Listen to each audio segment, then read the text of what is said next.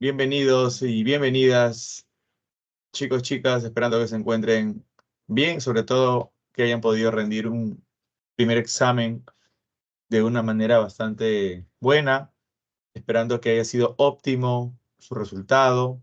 Y para ello vamos a analizar el día de hoy las preguntas que el día de ayer pues se tomaron. Las 5 preguntas del área E de Historia del Perú y las 5 preguntas del área E para Historia Universal. Y ahí mismas están contenidas ya las diferentes preguntas para las diferentes áreas, tanto A, B, C como D. Así es que voy a pasarles a compartir en este momento los, las preguntas, ¿ya? Por aquí tengo el simulacro.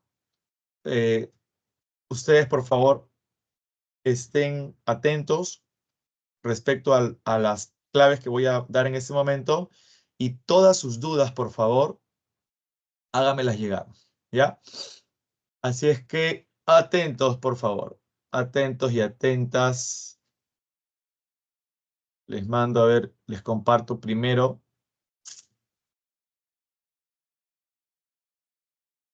Antes de poder realizar cualquier tipo de claveteo, no sé si tienen alguna duda, algo, no sé, quisieran comentar algo previamente. ¿Qué les ha parecido el examen el día de ayer? No sé si fácil, intermedio, difícil o dependiendo del curso. Al menos en HP y en HU, Cristina me dice que ha estado bien, ¿sí? Muy bien, Cristina, chévere, qué bueno. Bueno, de repente por acá hay chicos que no están ingresando normalmente los días lunes en este horario. Para los chicos, chicas que recién están ingresando, mi nombre es Alfonso Inostroza, soy profesor de Historia Universal e Historia del Perú, así es que vamos a compartir por aquí de una vez ya las preguntas, ¿ya? A ver, empezamos.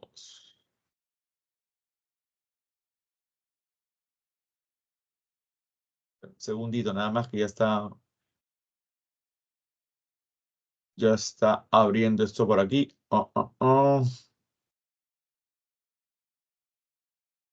Ya está. A ver. Chu, chu, chu, chu, chu. Ya. Por aquí tengo entonces, a ver, las preguntas. Y atentos y atentas. Por favor, por favor, por favor, por favor.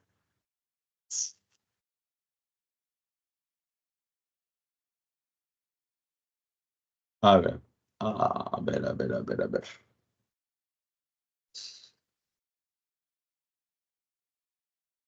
Ya. Vamos con las primeras. Empezamos con historia del Perú, ¿de acuerdo? Empezamos con historia del Perú.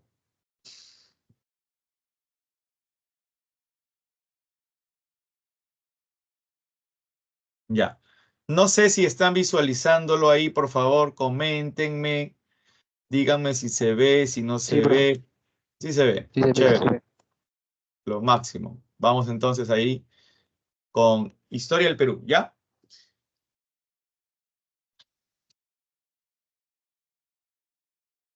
Un ratito para poder minimizar esto un poquito más acá y verme aquí.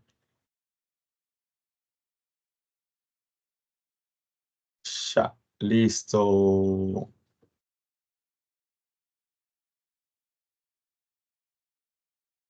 Ok, vamos con la primera pregunta. Dice, la pigmentación de la piel, los ojos rasgados, el cabello negro y lacio fueron evidencias físicas consideradas por Alex Hrdlicka para sustentar que los hombres que poblaron América procedieron de. ¿De dónde procedieron? De Asia, ¿no? Está clara la primera pregunta. Esta pregunta es, esto le tomó foto a un estudiante y he podido descargar esta información que está ahí, ¿ya? No tengo todavía la versión oficial sin claveteo. Algunas claves aquí están mal. Solo guíense por lo que yo les voy a decir. En este caso, la pregunta 61, la clave sería beso, Asia. ¿Alguna duda, algo que aclarar, por favor? ¿Preguntas, algo por ahí adicional? Ya, vamos con la pregunta 62.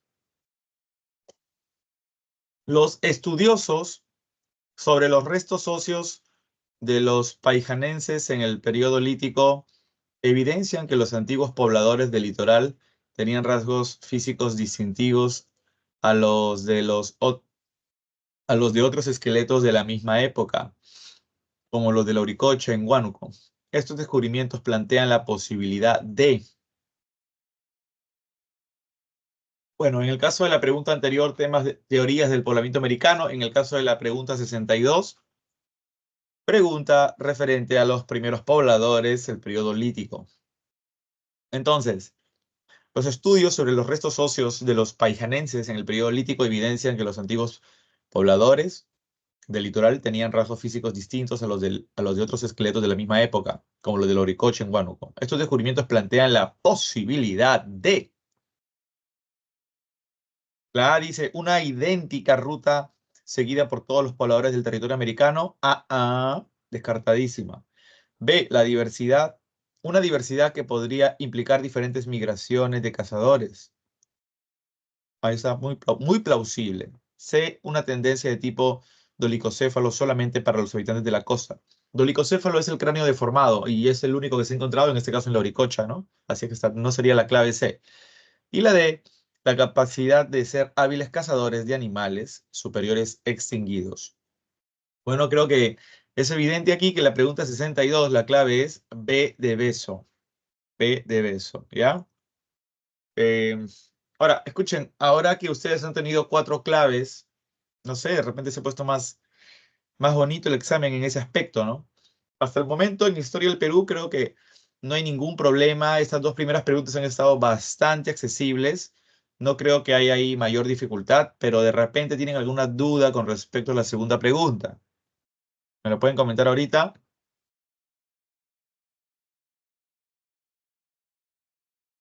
No hay. Ok.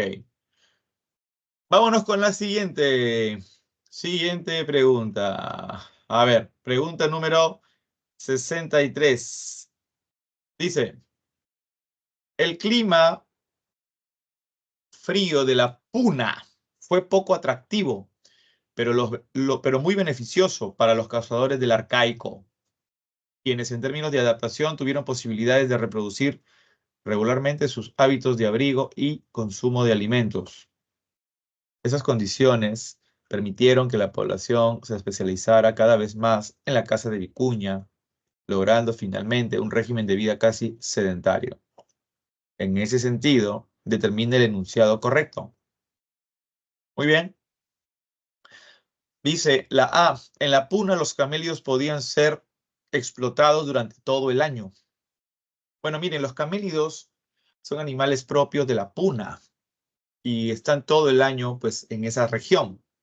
No son de descender a la costa.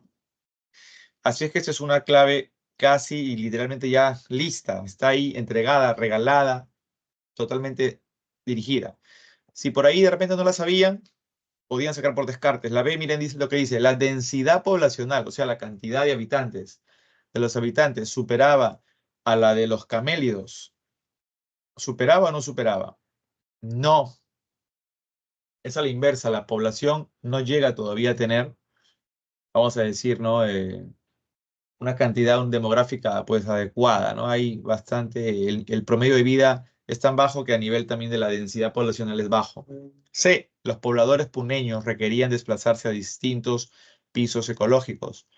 Aún en el arcaico, es un poco temprano para poder alcanzar el dominio de los distintos pisos ecológicos, lo cual sí se va a lograr alcanzar más adelante en la época de Tiahuanaco. D. El sedentarismo causó un cambio brusco hacia sociedades igualitarias. En ese caso no, pues al revés sería, ¿no? Hacia sociedades que sean desigualitarias, ya que lo igualitario fue antes del sedentarismo. Entonces también por descartes aquí la única clave es la A. Así es que ahí está, chicas, chicos. ¿Alguna duda que tengan con respecto a la pregunta 63? Nada. Nos vamos a la 64. A ver, pregunta 64. Durante el intermedio temprano, Yo estoy compartiendo ahorita la pantalla, sí se visualiza, ¿no? Porque la vez pasada estuve compartiendo y después los chicos me dijeron de que no se veía nada. Sí se visualiza, por si acaso, ¿no? Ya saben que si no se visualizara, me comentan, por favor. 6.4. Durante el intermedio temprano, constituyó una de las primeras sociedades complejas desarrolladas en el área andina central. A ver, cuando dicen el área andina central, se refiere al Perú, los Andes centrales. Nosotros cuando hemos analizado los temas de primeros pobladores, de la llegada del hombre acá al territorio andino, hemos dicho que estos son los Andes centrales, área andina central. Los Andes centrales, o sea, no se refiere a la región del centro del Perú, sino el Perú. Los Andes centrales a nivel de Sudamérica es el Perú, ¿sí? El área andina central es el Perú, cuyos centros monumentales fueron núcleos del poder político, administrativo y religioso. Las diversas evidencias materiales producidas por sus especialistas, agricultores, ceramistas, tejedores, metalurgistas y otros, revelan la capacidad de manejo del poder al organizar la mano de obra y lograr transformarla en bienes para su beneficio. Hasta ahí no tenemos nada claro. Hasta ahí podría ser cualquier cultura del intermedio temprano. Cualquiera me refiero a Mochica, cualquiera me refiero a Recuay, Lima o Tiahuanaco. Pero mira lo que dice acá. Los diferentes ecosistemas les permitieron la mejor administración del agua, suelo y mano de obra. Los diferentes ecosistemas les permitieron la mejor administración del agua, suelo y mano de obra. Cuando dice los diferentes ecosistemas, tiene que ser una cultura que tenga el control vertical de pisos ecológicos. Y en ese sentido, esa cultura es Tiahuanaco. La clave acá sería A de alfo. A de alfo. Y así es como me dicen mis alumnos alfo. Ya está. ¿Alguna duda respecto a esa pregunta? Profe, ¿Tiahuanaco es intermedio? ¿O no es horizonte? Tiahuanaco empieza en el intermedio temprano y se desarrolla en todo el segundo horizonte, mientras Huari es un imperio en el Perú. Entonces, ahí está el error de algunos alumnos, ¿no? Pensar que empieza en el segundo horizonte. Cuando analizamos el tema de las culturas, dijimos que en el intermedio temprano nace Tiahuanaco. Y luego lo enfatizamos cuando hicimos el intermedio tardío también. Ujú. Así es que se desarrolla todo el segundo horizonte, pero sus inicios están en el intermedio temprano. Tras el colapso de Pucará, nace Tiahuanaco. Y Tiahuanaco llegará a su fin producto de varias invasiones de pueblos que se van a constituir como los reinos aymaras en el intermedio ya tardío. Y esos Tiahuanacos que han empezado a huir llegan al Cusco, un grupito nada más que van a ser los que funden la etnia inca. Ahí está entonces, ¿no? Así es que sería la clave A. ¿Ok? Pregunta 65. Los centros administrativos provinciales Huari, tales como Jincamoco, Huiracochapampa, Cajamarquilla y Pachacámac, contribuyeron al impulso económico estatal fuera del área nuclear. Estos centros controlaron el abastecimiento, la producción y la distribución de los productos esenciales a través de redes de intercambio de bienes a larga distancia y en el caso de se facilitó el acceso a la cuenca de Lucre en el Cusco. A ver, mira, acá te estoy hablando acerca de todas las ciudades, o sea, de las ciudades Huari. Uno podría pensar, wow, pero ¿cuál es? Y otra vez la clave está en la última palabra que dice Cusco. ¿Y cuál es la única de todas estas que está en Cusco? Piquillacta, po. La única ciudad cabecera de región Huari que está en el Cusco, Piquillacta. Así es que ahí la clave es A de Alfo. Dudas, consultas, preguntas hasta ahí. Hemos dado las claves de historia del Perú. ¿Ninguna? Bien. Espero que por lo menos ahí se hayan Profesor, hecho. Dímelo, ¿podría dímelo, repetir las dímelo. claves, por favor? Melody. Digo, ¿Cómo ¿podría está? repetir las claves, por favor? Claro que sí, por supuesto que sí. A ver, pregunta 61. La clave es beso. Pregunta 62. La clave es peso también. Peso, la 62. Peso también. La pregunta 63. La clave es avión. Pregunta 64. La clave es avión. Y la pregunta 65. La clave es avión. ¿Sí? Muy bien, vámonos con la pregunta 66. Dice, la revolución neolítica transformó la vida cultural, económica y social del ser humano. Al asegurar el sustento alimenticio, se requirió de una organización que hiciera eficiente la producción. La diferenciación social producida en el neolítico se basó en, a ver, neolítico es la época donde ya el hombre alcanza la producción alimenticia, la agricultura, el desarrollo de las fuerzas productivas como la ganadería, el hombre produce. Esa producción, al ser mucha, genera un excedente, o sea, un sobrante. Bueno, ya, pero eso le permite al hombre alcanzar su grado de sedentarización. Ahora, la pregunta que está acá es, ¿la diferenciación social es producida en el neolítico por qué?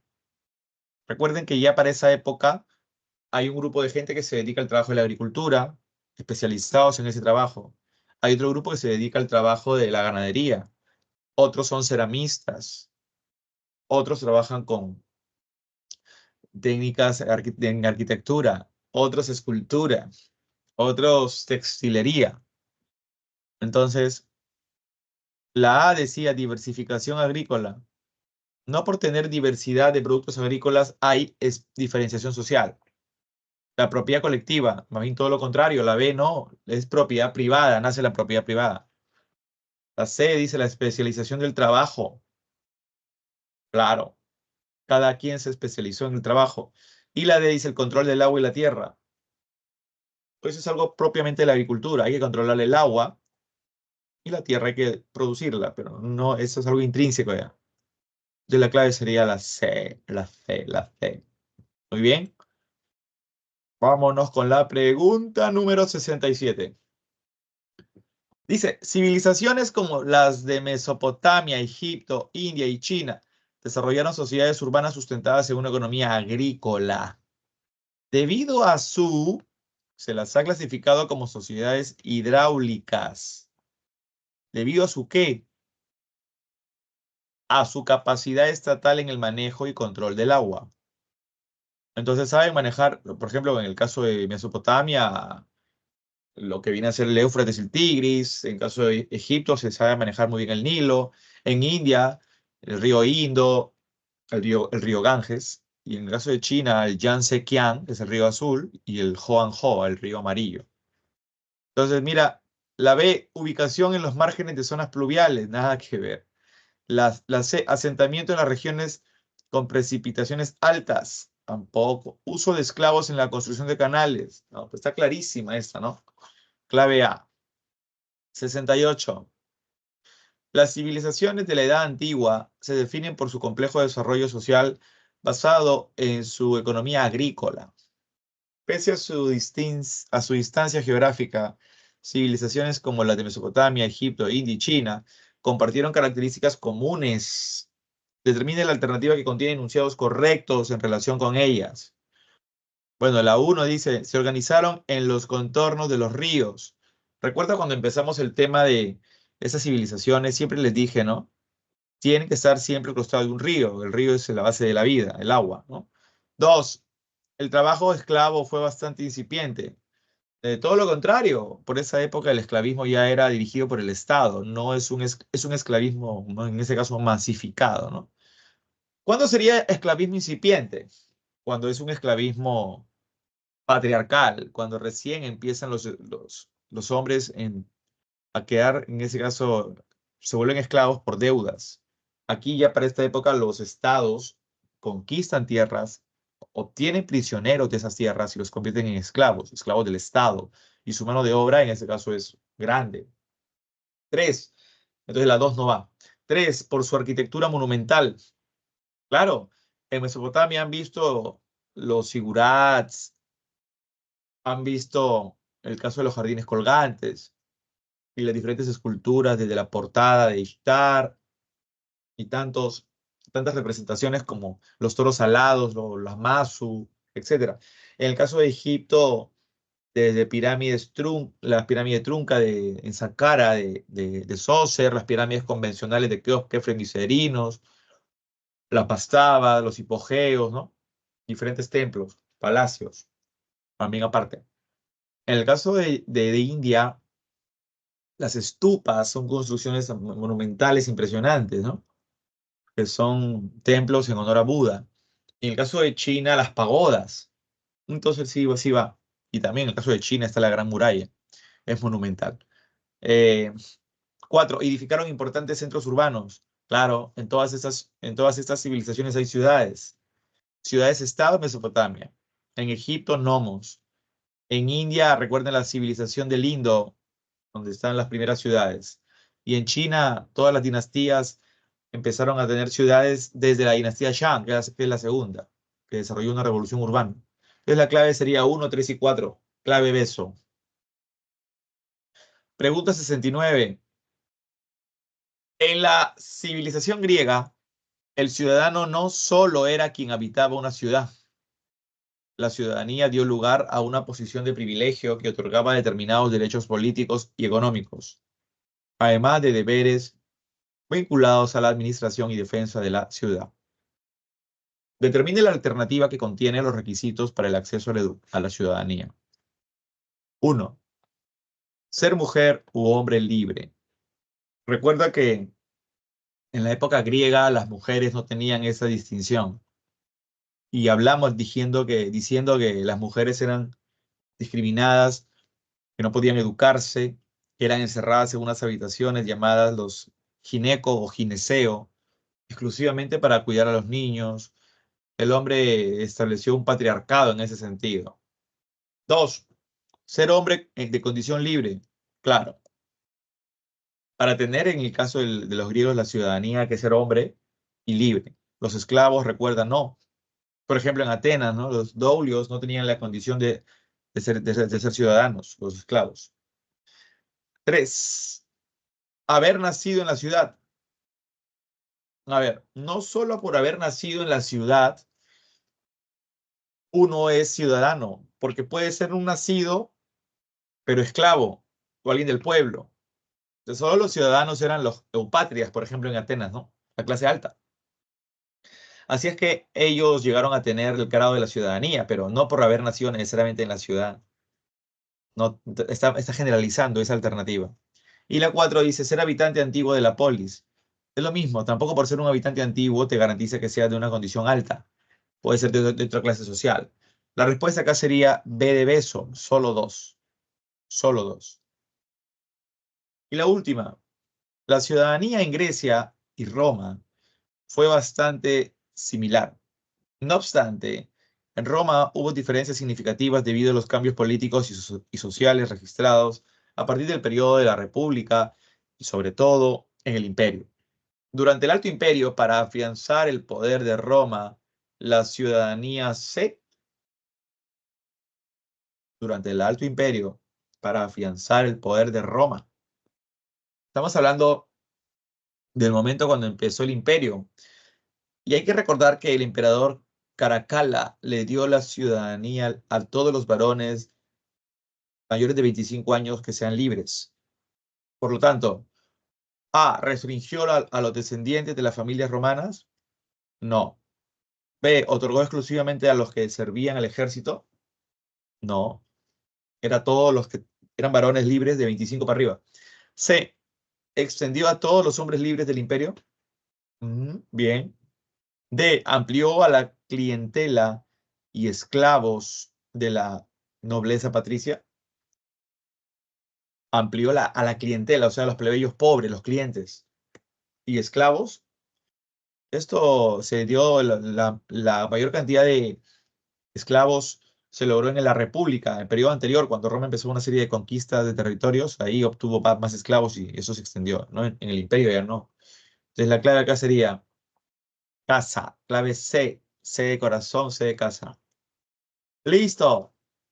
Han sido las claves y espero... Profe, A ver si, adelante, adelante. ¿puede repetir por qué lo de lo de los esclavos? Había una pregunta que mencionaba los esclavos que eran incipientes.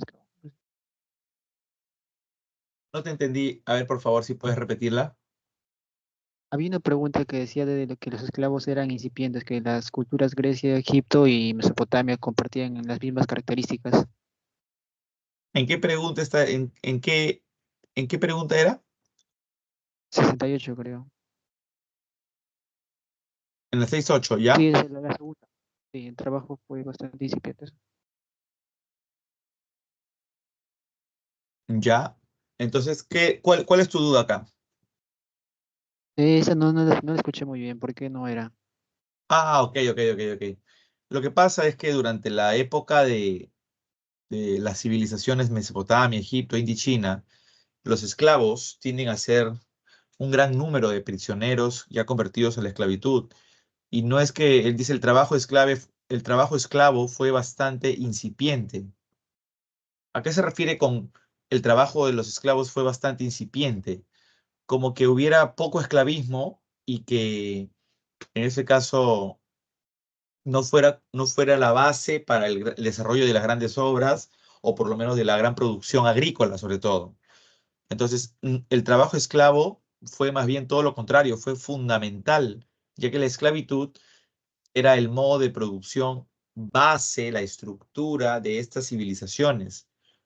Si hubiera sido que el trabajo esclavo fuera incipiente, estaríamos en una época mucho más anterior. El esclavismo incipiente se puede relacionar con el esclavismo en sus inicios, cuando empezábamos el Neolítico o la edad del cobre. Un esclavismo patriarcal se le conoce. Es una forma de esclavitud en la que recién los esclavos nacen, ¿no? El sistema de la esclavitud nace y es incipiente recién. Pero ya para la época de Mesopotamia, Egipto, Grecia, de Mesopotamia, Egipto, India y China, el esclavismo pasa a otro nivel, es un esclavismo masificado, o sea que es controlado por el Estado. Así es que no es un trabajo, en este caso, incipiente, es un trabajo muy, digamos, fundamental para diferentes aspectos en la vida social, ¿no? Por eso la descartábamos. Profe, y en la web no sería lo mismo que diga, se organizaron en los contornos de los ríos. Y en la anterior pregunta dice su ubicación en los márgenes de zonas pluviales. A ver, esa era en la anterior, ¿no? Sí, ahí dice se organizaron en contornos de ríos, la marcó como verdadero. Pero en la 67 también dice ubicación en los márgenes de zonas pluviales. Ujú. Pero en este caso, las zonas pluviales también, en este caso, tienen otro tipo de origen de corriente de agua. En este caso, el manejo y control del agua, básicamente, ya es una característica mucho más completa. En la capacidad estatal es la que dirige en este caso, y maneja, controla y maneja el tema del agua, ¿no? Eso es algo mucho más ya contundente. Acá solamente, mira, dice, se ubican en las zonas pluviales, pero no es solamente ubicarse, sino también es en este caso controlar, manejar, canalizar, ¿no? Entonces, por esa razón, más concreta, más directa sería la clave A, pues, ¿no? Pero faltó especificarla como lo estoy haciendo ahorita, ¿no? Entonces, mira cómo te plantean el enunciado. Civilizaciones, o sea, ya alcanzaron un alto grado de desarrollo de Mesopotamia, Egipto, India y China. Desarrollaron sociedades urbanas, o sea, ciudades, ¿no? Basadas, o sea, sustentadas en una economía agrícola. ¿Debido a qué? Debido a que obviamente hay un manejo y control del agua. No es que solamente me ubiqué y ya está, ¿no? Eh, Era algo como cuando explicamos también en la época del feudalismo, le decíamos, el sistema feudal que se basa en la tierra, ¿no? ¿Qué cosa es? ¿En qué se basa? En la propiedad de la tierra, sí, pero no es solamente la tenencia de la tierra, también es el usufructo de la tierra. Entonces hay que trabajar la tierra para que produzca la tierra, ¿no? Es igual aquí en este caso, ¿no? Por ese análisis. Básicamente por el trabajo, por el control, la tecnificación.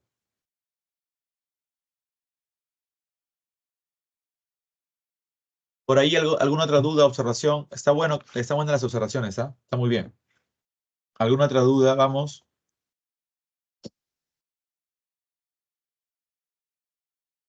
¿Ninguna? Muy bien. Chicas, chicos, espero que hayan salido pues de la forma más adecuada, que este examen haya sido bueno, de verdad que sea un promedio para todos ustedes, que ayude a que su promedio después sea alto. Tienen que aprovechar al máximo cada examen. Así es que, de mi parte, pues, darles toda la buena vibra y que espero que al menos de las 10 preguntas, aunque sea 5, ¿no? 5, ¿ya? Muy bien. O más de la mitad. Ya, perfecto. Ahora sí nos vamos con las claves de esta semana. Mi amiguito, o mi amiguita, ¿quién es acá? Sarmiento. Eine, perdón. Muy bien, vamos con las claves de esta semana. A ver, vamos por acá.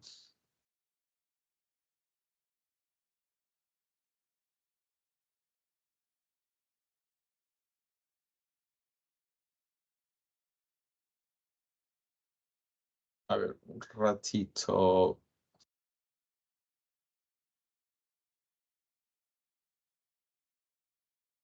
Ya, listo. Bien, a ver, para esta semana tenemos ya el momento de ingreso para la edad moderna, ¿ya? Ustedes el tema lo van a desarrollar en sus respectivos horarios, pero yo solamente hago el recuento, pero y sobre todo el enfoque, cómo lo puedes estudiar de una manera más práctica, ¿ya? Sacándolo el jugo de cada tema, ¿sí?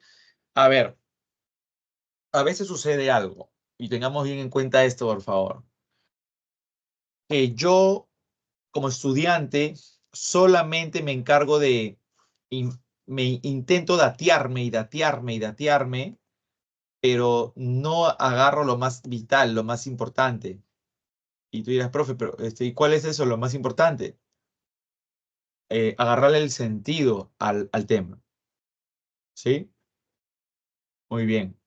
Maylin, esta preguntita de dónde es que me estabas ahí, que me has mandado por ahí. Es del examen del ciclo especial. Ah, ok, ok. A ver, vamos a chequearla ya. ¿La puedo compartir aquí? ¿O te doy la clave Sí, aparte? sí, lo puedo compartir. Ya está, a ver. ¿Se ve ahí para todos? No. ¿La visualizan Se todos? ve. No se ve, profesor. No se ve. A ver, un ratito, a ver.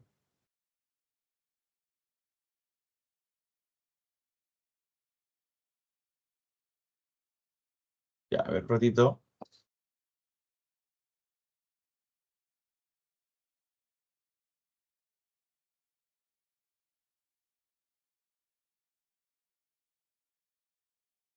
Ya. A ver, por acá está ya. Ahí se ve, ¿no?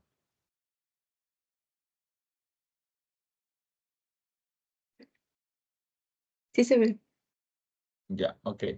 Dice, para los incas y su concepción de lo sagrado, el término espacio designaba todo aquello que era considerado sagrado, como los dioses, templos, objetos y lugares de culto, mientras que las eran lugares míticos de donde se creía había emergido un ayllu. Podían ser ríos, cerros, nevados o el mar. Los miembros del ayllu reconocían a la Pacarina como su lugar de origen, aspecto que estrechaba aún más sus vínculos. ¿Hay alternativas por casualidad, Miley? Sí, profesor, pero no llegué a tomar esa parte. Ah, ya. A ver, ¿me la puedes mandar? ¿Qué voy a buscarlo? Lo vas a buscar. Ok. Por ejemplo, porque al parecer en la segunda sería Pacarina, pero acá se repite en la penúltima línea los miembros del Ayu reconocían a la Pacarina, ¿no? Y ese es el término que debería ir en la segunda línea. ¿Ya? Así es que, a ver, si me lo puedes mandar, ¿ya? Me lo vas mandando, voy compartiéndolo esta semana, ¿ya? A ver. Vamos con esto, escuchen. Para poder trabajar de una mejor manera el tema de esta semana, acá entramos a la edad moderna y tener en consideración algo, a ver. Miren la manera como ustedes traten de analizarlo, como les comento ahorita, y que luego se van dateando, ¿ya? Primero, ¿cómo terminó la Edad Media?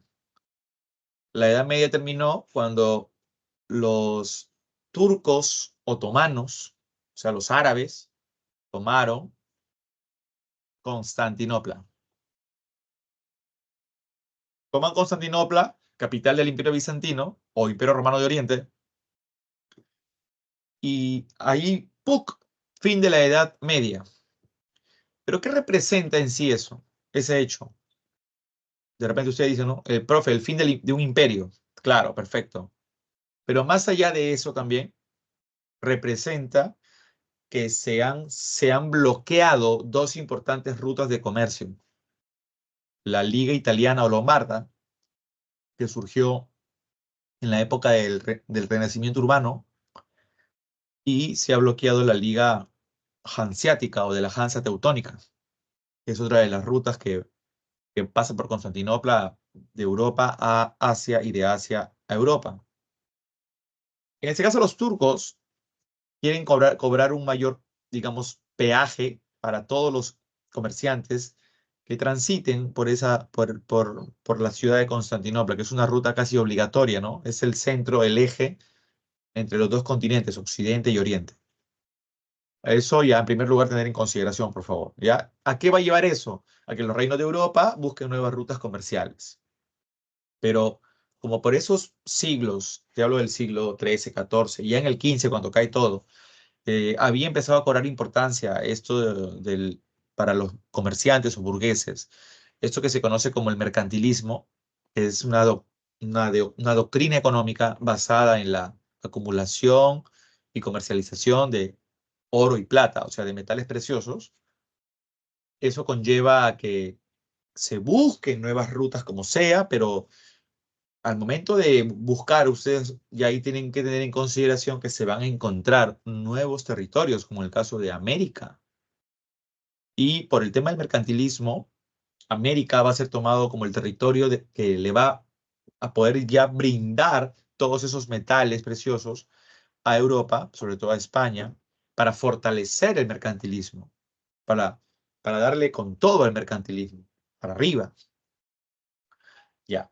Para eso, a la par también, la toma de Constantinopla es fundamental porque como era la capital del Imperio Bizantino y los bizantinos eran los grandes bibliotecarios, los grandes intelectuales, los que fueron, como yo te dije, ¿no?, la copia de seguridad de todo el conocimiento de Grecia y de Roma, ellos huyeron, sí, pero se fueron llevando sus textos, sus libros, se fueron llevando todo el conocimiento grecolatino.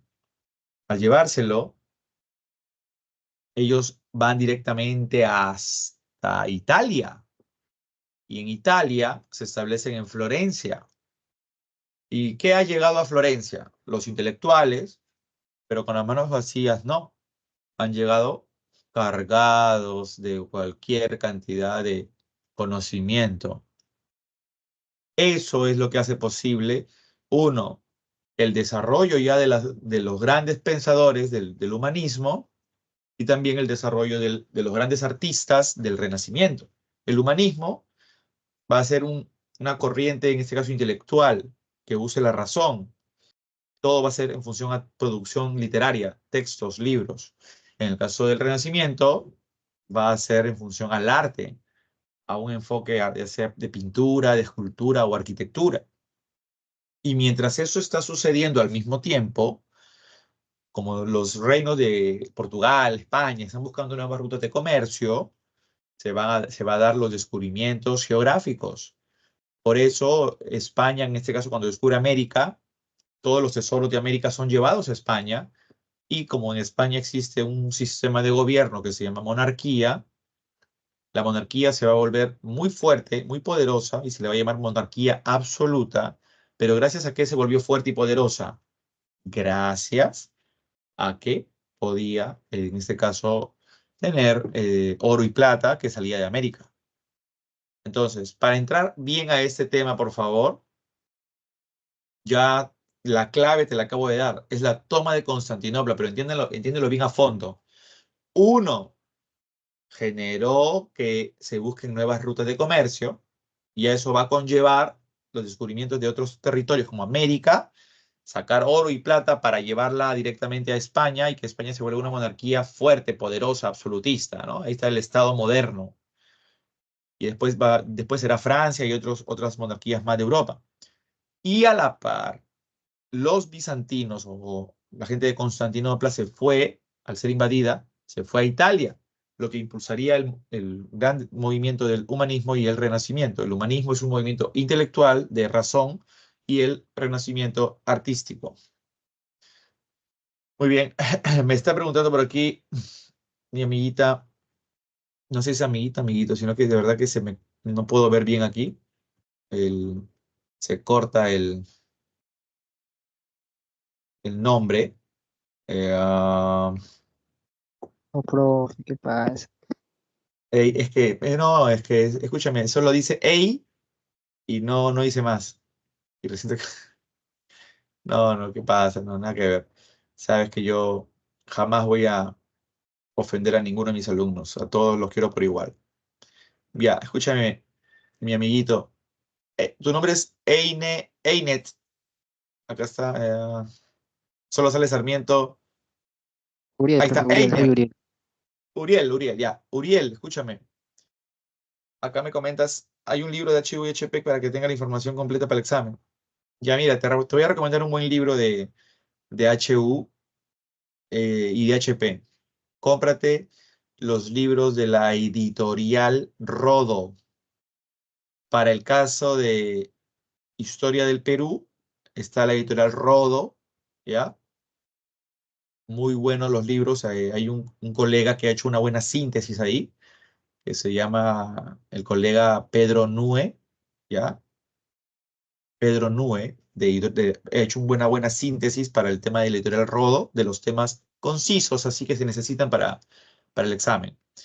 Y en el caso de HU, también la editorial Rodo, que es para academia, resúmenes concretos, precisos, que lo ha hecho también un colega, en este caso Francisco, el colega Francisco, pero quiero que, para que lo puedas distinguir, el caso del libro de HU, tienes que ver en la portada, va a aparecer la cara de Martin Luther King. ¿Ya? Porque hay varios de HU de Rodo. Tienes que ver el que aparece la cara de Martin Luther King. ¿Ya? Lo puedes googlear ahorita y vas a ver la cara de Martin Luther King y ahí rápidamente ya vas a saber qué libro es para HU. Y para el de HP, el de Pedro Nue. ¿Ya? Y los dos están resumidos. Chévere, mi amiguito Uriel, lo máximo. Ya, continuamos con esto. Entonces, estaba mencionándoles respecto a cómo agarrar el sentido, chicos. ¿Ya? Chicas y chicos. Entonces, a ver, el caso del humanismo. ¿Qué hemos dicho qué cosa es? Corriente literaria, corriente intelectual, o sea, se va a usar la razón. Todo se expresa con libros nada más. Pero si surge en Italia, en Florencia, ahí está la clave, mira. El Imperio Otomano, Turco Otomano, que está con amarillo, tomó Constantinopla y los bizantinos, o sea, los constantinos, huyeron hasta Florencia. Entonces, ¿huyeron con qué? Con sus libros, con los libros que habían guardado de la época de Grecia, de Roma, ¿ya? Entonces, nace el humanismo, movimiento intelectual impulsado por la burguesía europea entre los siglos XIV y XVI. Ojo, este movimiento ideológico, o sea, literario y filosófico de ideas, sentó las bases del pensamiento moderno en Occidente. Ahora, Italia también era un lugar adecuado para que nazca todo esto. ¿Por qué? Uno, por la prosperidad y autonomía de sus ciudades. Las urbes de Génova, de Florencia, de Venecia, de Milán, de Pisa, de Roma, eran urbes, eran ciudades. Los textos, si llegan a una ciudad, enhorabuena. No es que porque solo lleguen y ya, es que lleguen y sean bien tratados, que sean correctamente organizados y los intelectuales sigan discutiendo, averiguando, haciendo disquisiciones, elucubraciones y disertar los contenidos para que se genere un eco de cultura, ¿sí? Por eso es importante el caso de que los textos lleguen a una ciudad, ¿no? Luego el surgimiento de los grandes centros educativos, acuérdate que esta es la primera universidad del mundo, ¿no? La Universidad de Bolonia, y también hay muchas academias. Y la imprenta, que en este caso es la imprenta de Johannes Gutenberg, la imprenta moderna, ayuda a que los textos se puedan multiplicar y la gente accede al conocimiento. Ahora ustedes saben que no solamente uno aprende leyendo, tú puedes escuchar a una persona que ha leído y también aprendes. Entonces también aprendes escuchando, aprendes mirando. Eso va a ser fundamental. El eco del conocimiento, uno nunca sabe cuándo se detiene, ¿no? Es un eco infinito. Bueno, ahora miren chicos, chicas, ¿por qué se dice que es humanismo?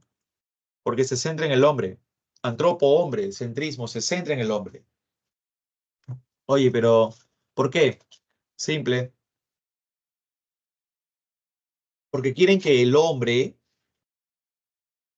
sea, pues en este caso, el centro de todo.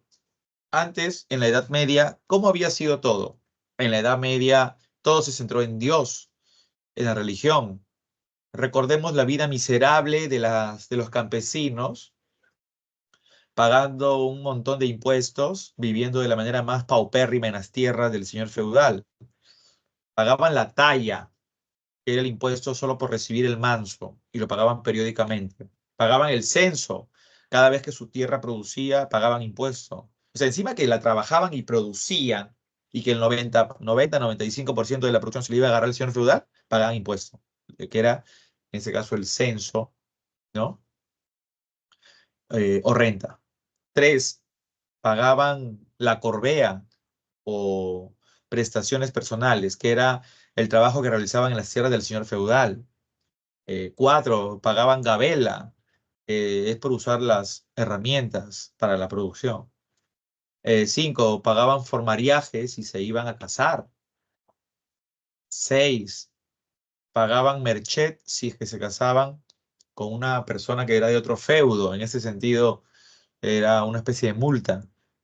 Siete, pagaban eriot. Si el campesino se muere, su hijo, para que pueda heredar la tierra del papá, paga el eriot, ¿no? A la iglesia le pagaban el diezmo o las primicias, que son las primeras partes de las cosechas y de los ganados.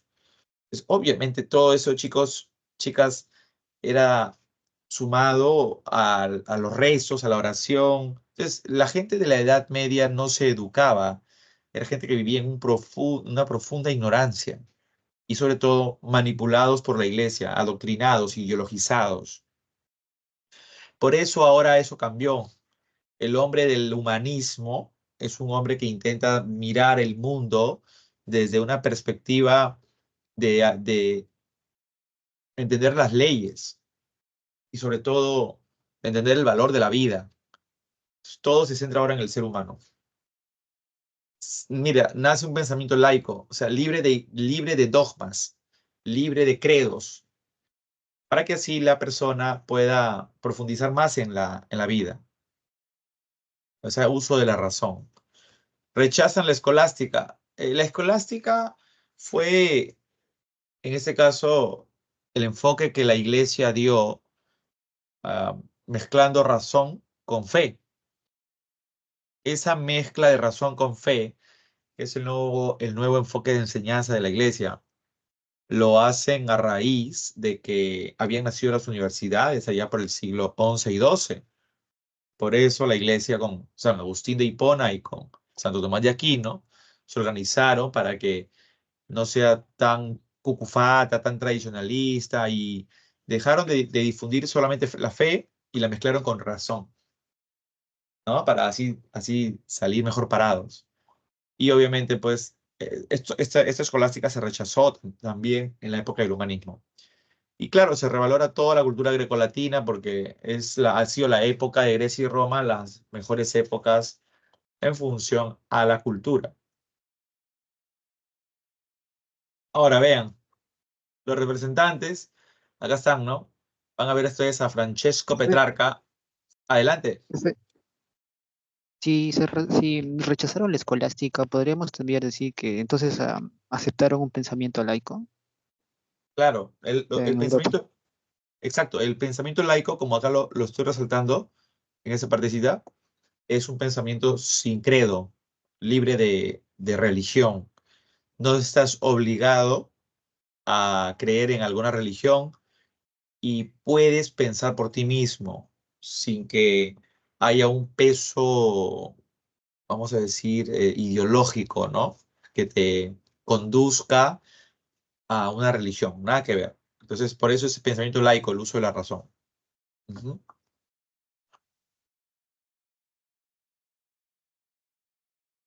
Muy bien.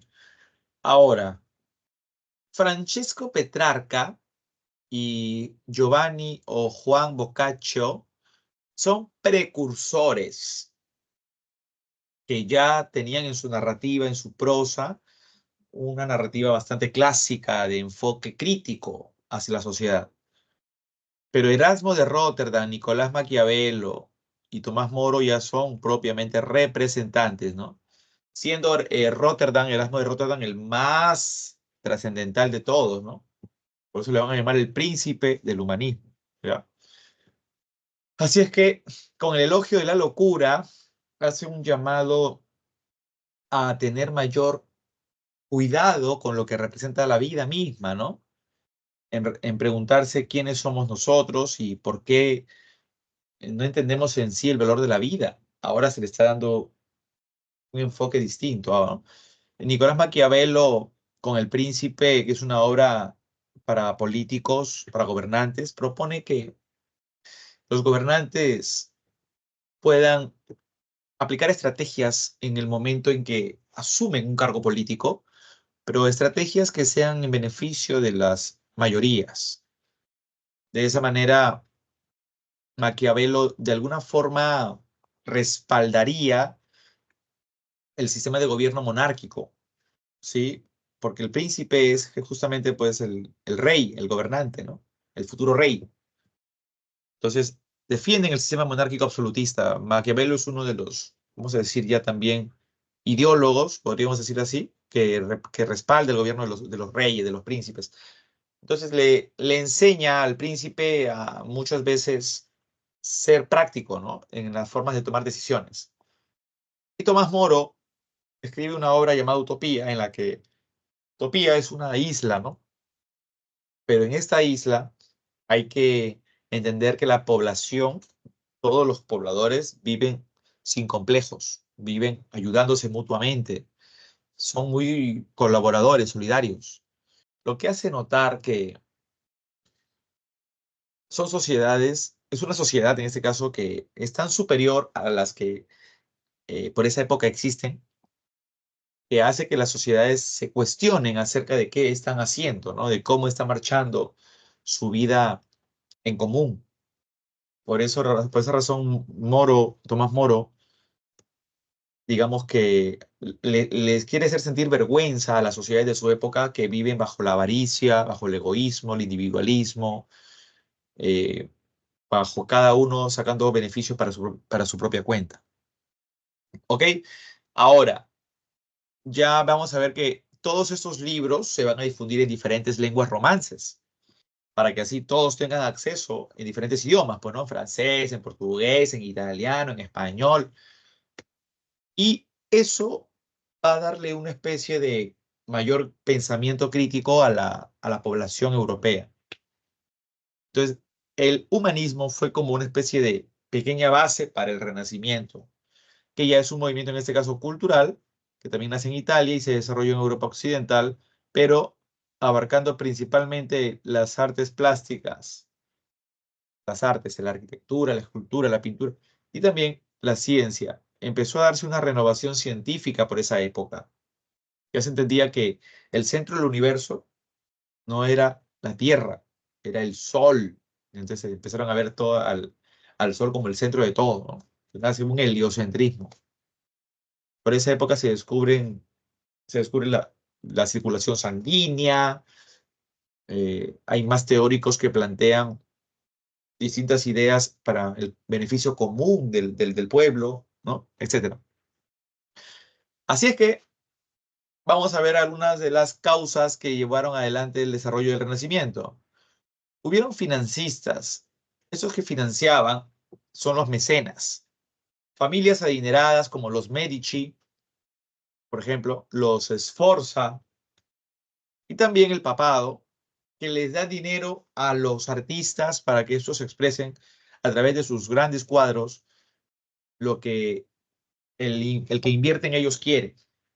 Y es que el que invierte en ellos son burgueses, o los burgueses quieren que en esos cuadros haya mayor desarrollo intelectual, ¿no? Entonces, los cuadros del Renacimiento van a tener una especie de perspectiva geométrica, realismo, a la vez que la belleza. Entonces, hace que la gente piense. En cambio, el papado también va a financiar a los grandes artistas del Renacimiento, pero para difundir santos. Y de esa manera por ahí hacer propaganda, ¿no? Propaganda. Bien. La migración de los artistas bizantinos a las ciudades italianas fue obviamente lo que conllevó a eso. Mira, se exalta el cuerpo humano entre sus características, la perspectiva, el naturalismo, lo que les mencionaba. Se integra lo profano y lo religioso. Y está esta renovación científica, ¿no? Que tanto ahorita mencionábamos. Acá están las principales obras que ya ustedes la van a analizar en clase. Del 480, que es el siglo que va del 1400 al 1500, siglo XV. Ahí aparece Donato di Beto, con David, Sandro Botticelli, el nacimiento de Venus, ¿sí? En el Cinquecento, la época del siglo XVI, ya todo va a otro nivel ya. ¿Qué pasa? Que en el 480, todos los artistas en el 480 se habían estado enfocando más en la belleza. Pero los artistas del Cinquecento se enfocan más en los sentimientos. Entonces, ustedes me pueden decir, chicos, chicas, ¿qué prefieren? ¿Un cuadro que exprese en este caso, los sentimientos o la belleza? ¿Qué es más real y qué es ya eterno, ¿no? La belleza, ustedes saben, ¿no? Se acaba en un tiempo, pero existe algo mayor que eso, ¿no? Que es los sentimientos, porque los sentimientos son otra visión de la belleza, una belleza más pura, ¿no? Las obras de la época del Cinquecento van a ser mucho más, incluso profundas en ese sentido, ¿no? De querer expresar los sentimientos. Aquí hay una comparación bien fácil, mira. El David de Donatello, que está parado aquí desnudo, y el David de Miguel Ángel Buonarroti. El primer David de Donatello, del 480, se le ve perfecto, mira. Está bien fitness, ahí está, mira, marcadito, mira, ve, marcadito, ¿no? Tiene sus bíceps ahí. Y me comenta por aquí, perdóname. No, Uriel, este famoso David es el David de bronce de Donato di Beto, de Donatello. Y lo que está al costadito, tú me dices seguro por la escuela de Atenas, ¿no? Que está arriba, esa sí es de Sancio. Solo que estaba haciendo la comparación de los David. Ya, y el segundo David es un David del Cinquecento que pertenece en este caso a Miguel Ángel Buonarroti. En comparación, el segundo, mira, todavía no se ha enfrentado con Goliat. En cambio, el primero ya se enfrentó, mira, el primero que data del 480, donde quieren expresar vamos a decir, ¿no? La perfección. Míralo ya a ese David vencedor, es un David perfecto. Las chicas lo ven y se derriten, dicen, wow, ¿no? Qué fibroso, qué correoso, ¿no? Y se impactan, ¿no? Además, es un David que se le ve seguro, decidido, victorioso y todo, ¿no? Mira el segundo David. No se ha enfrentado todavía porque no está pisando la cabeza de Goliat. El primero sí. El primero ya le cortó la cabeza al gigante Goliat en el famoso relato épico de David y Goliat, ¿no?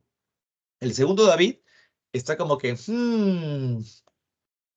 lo enfrento, sí lo enfrento, sí lo enfrento. Está dudando, está asustado, ¿no? Entonces se expresa algo más real, algo que representa los sentimientos, ¿no? Algo que es más genuino. Ahí está la gran diferencia por eso, ¿no? Ahora bien, de los personajes más importantes de toda la época del Cinquecento, definitiva, el más grande fue Leonardo da Vinci. Y ahí tenemos a su famosa obra, La Gioconda. Recién hace unos días, una artista italiana ha podido notar que ya se sabe en qué parte de Italia fue pintado el cuadro, ¿no?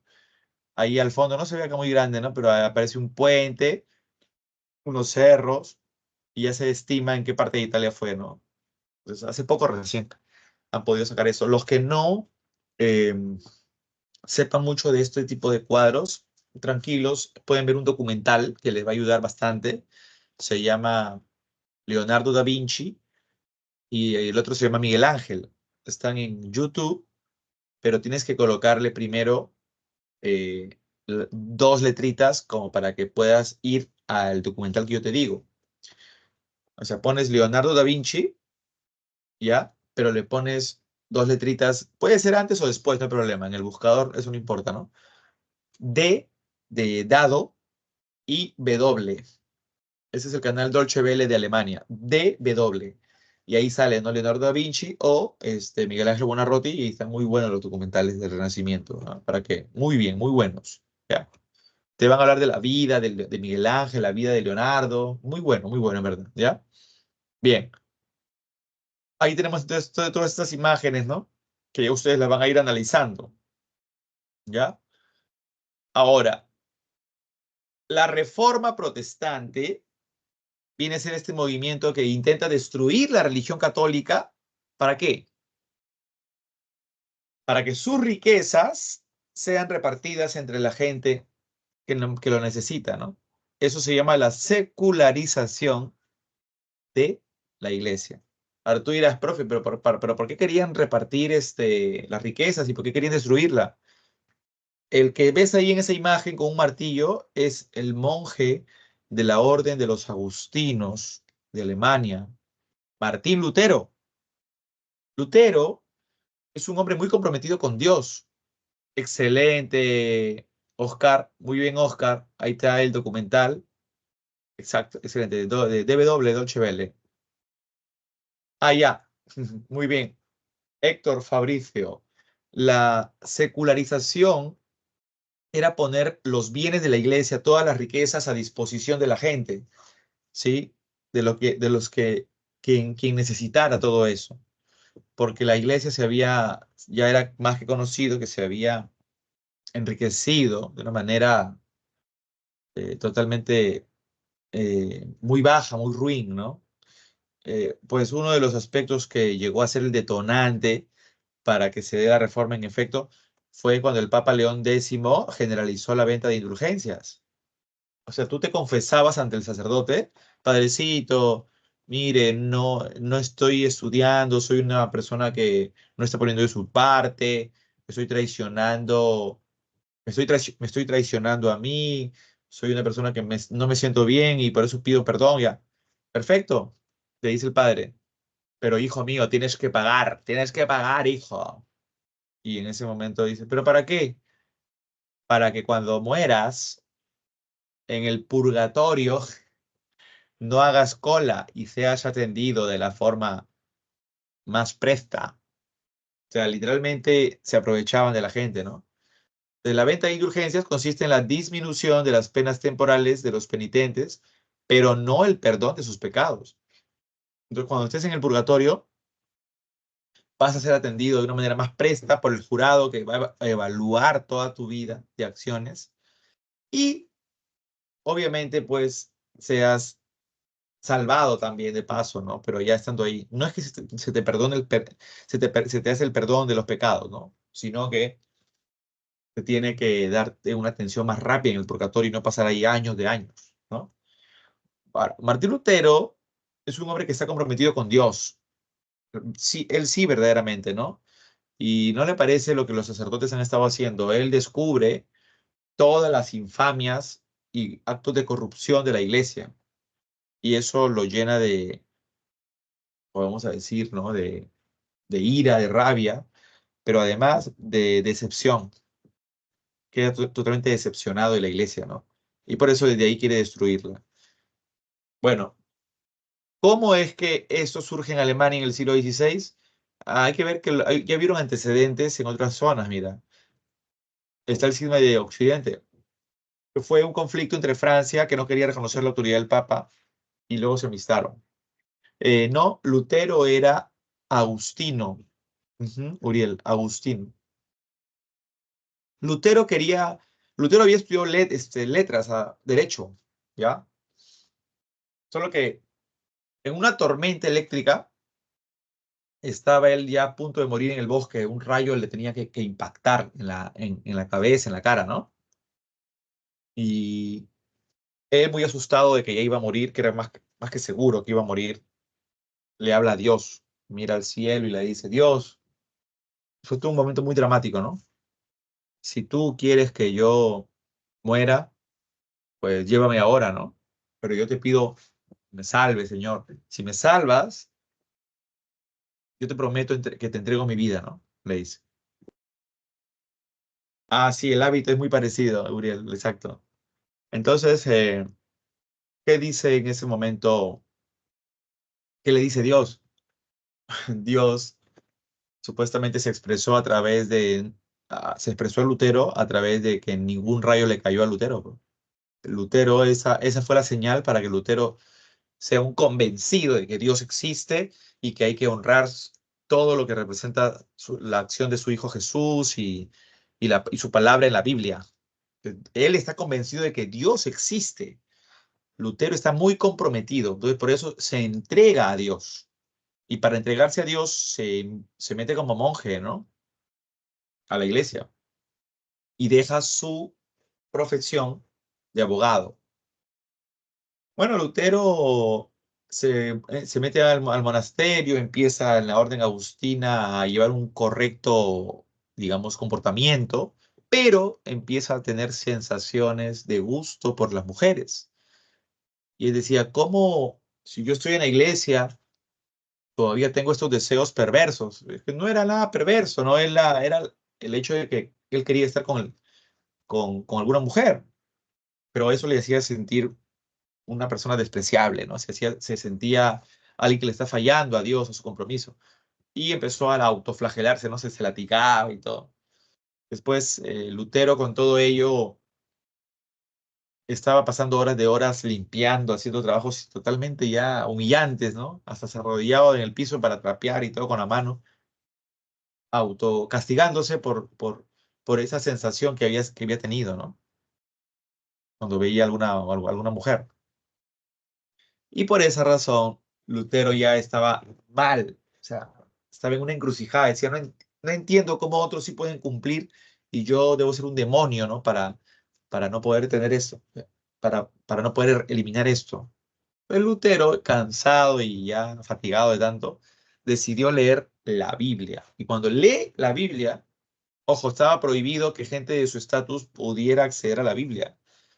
Cuando empieza a leer la Biblia, que está en latín, la Biblia Vulgata, se da cuenta de toda la cantidad de cosas que los sacerdotes se han inventado. Ahí se da cuenta de todo lo que los sacerdotes se han inventado.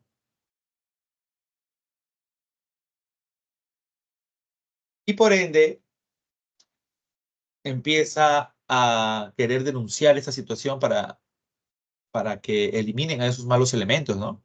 Sacerdotes que tienen relaciones con mujeres y no están respetando y, y supuestamente la iglesia le decía a la gente que el celibato sacerdotal era muy importante. Entonces la iglesia no era sincera. El celibato no estaba considerado en la Biblia Y sin embargo, los sacerdotes decían que ellos practicaban el celibato para decirle a la gente que la relación de ellos era directamente con Dios, ¿no? Otra, ¿no? Eh, ¿Por qué razón se adoraban imágenes cuando eso no era correcto? La iglesia hacía su publicidad. Bueno, Lutero se fue a Roma y cuando llegó a Roma, ahí sí, Lutero quedó totalmente ya decepcionado al ver la corrupción del clero católico de Roma, que convivían con prostitutas, eran sacerdotes, literalmente que se habían aprovechado de la fe de las personas. Y ahí Lutero está decidido, pues. Ahí está publicando las 95 tesis contra las indulgencias y haciendo toda una serie de expresiones en contra de la iglesia. ¿Qué fue lo que hizo posible esto que Lutero ha hecho?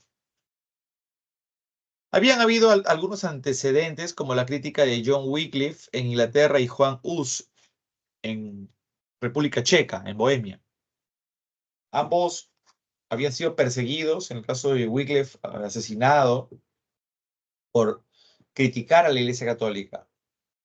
Entonces, esto ya era muy, digamos, había una gran presión en el sentido de que ya la gente estaba harta, fastidiada, y eso se había dado gracias a las ideas del humanismo que había despertado el pensamiento crítico de las personas. Por eso es que la causa de la reforma protestante es la difusión humanista por Europa, el fortalecimiento de las monarquías y la corrupción de la iglesia en este caso también, y excesivas riquezas y rentas eclesiásticas. Aquí está la reforma entonces de Lutero, que en su obra Las 95 tesis contra las indulgencias podemos acá establecer algunos fundamentos. Uno, la fe como única fuente de salvación. Le dice, ¿no? Si tú has nacido es porque Dios te ha dado la vida, ¿ya? Si tú has nacido es porque Dios ha querido, ¿no? Otra, ¿no? La Biblia como única fuente de fe, no se admiten jerarquías eclesiásticas, se rechaza el culto a la Virgen e imágenes, sacramentos, el bautismo y la comunión, el resto de sacramentos, que son 5 que sobran, no los reconoce. Dice que es una sacada de plata, que la iglesia se ha aprovechado, etc. Se elimina el celibato sacerdotal, cada sacerdote puede tener su familia. Y está la secularización de los bienes de la iglesia. Entonces el Papa, en ese momento, al ver la decisión de Lutero tan contundente, ya le pide apoyo al rey Carlos I de España, Carlos V, ¿no? De Habsburgo, el que fundaría el virreinato del Perú.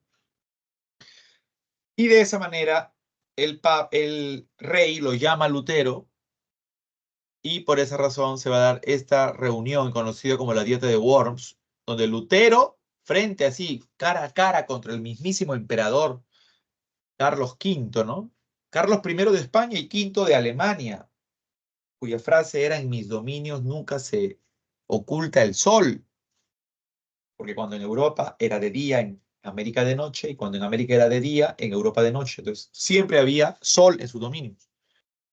Y en su cara pelada le dijo: ¿sabes qué? No me voy a retractar porque lo que yo estoy haciendo no es por ustedes, es por Dios. Después, ya en la Confesión de Augsburgo, vean ustedes, fue donde ya se reafirmó con respecto a sus ideas.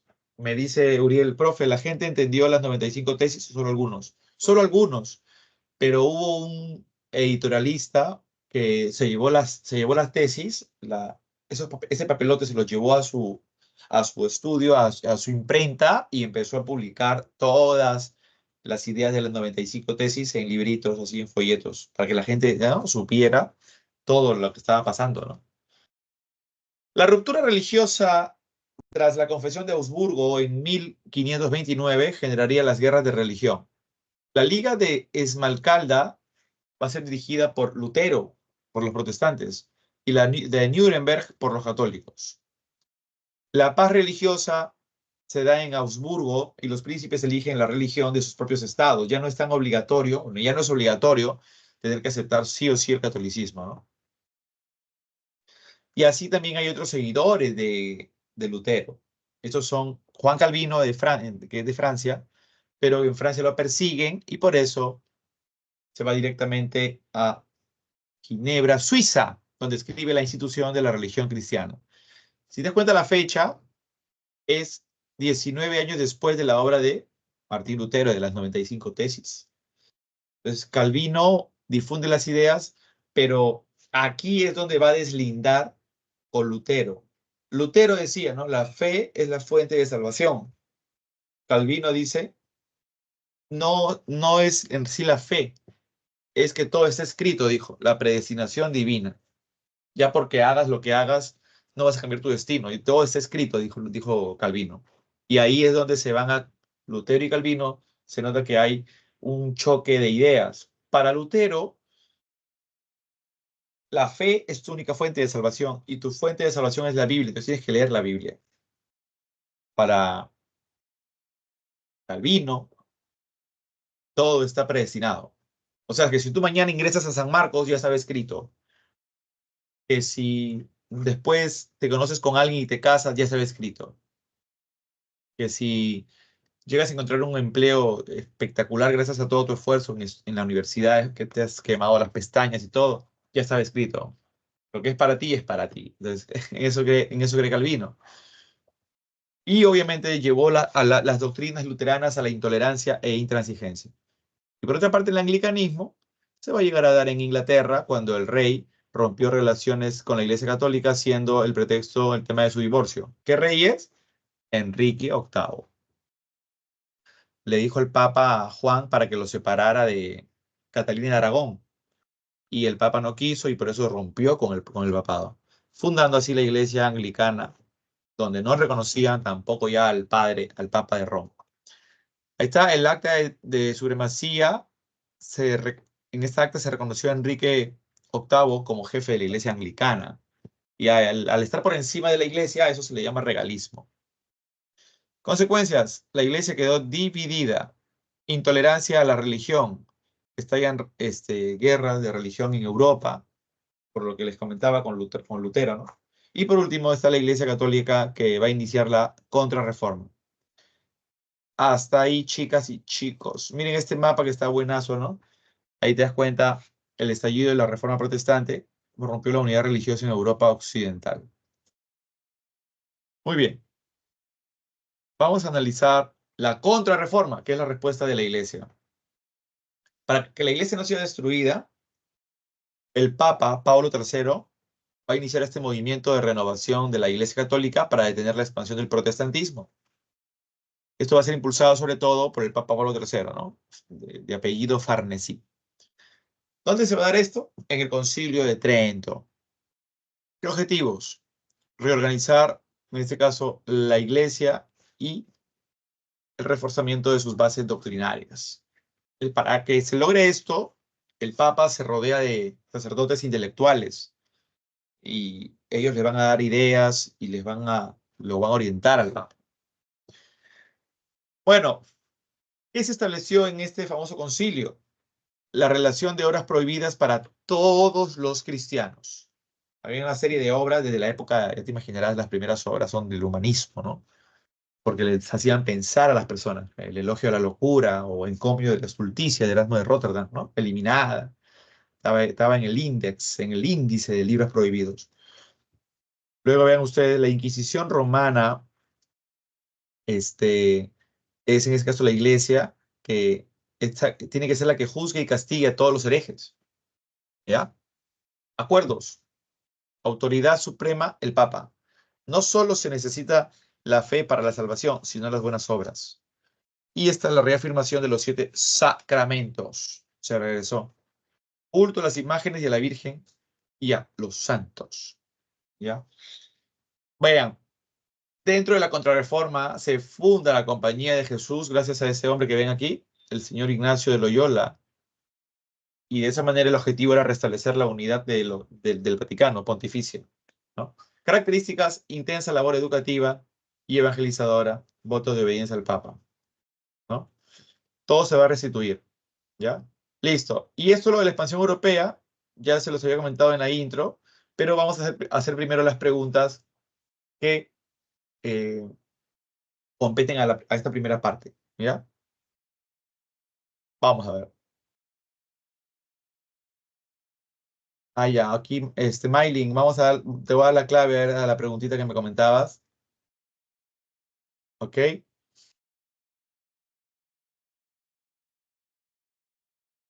Maylin, la clave es la que tú has marcado, es correcta. La clave sería Huaca y Pacarinas. ¿Me escuchas, Maylin?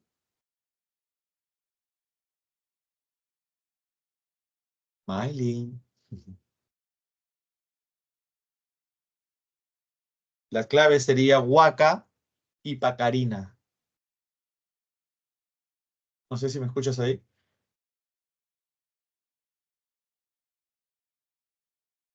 Maylin. ¿Está Maylin o se paró Maylin? Se fue al baño seguro.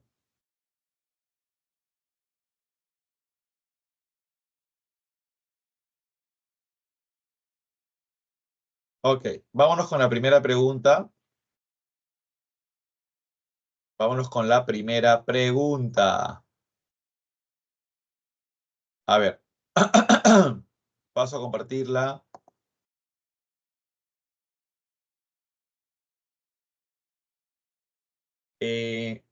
Uriel, ¿a cuál te refieres? ¿Como la pregunta que me acaba de comentar Maylin?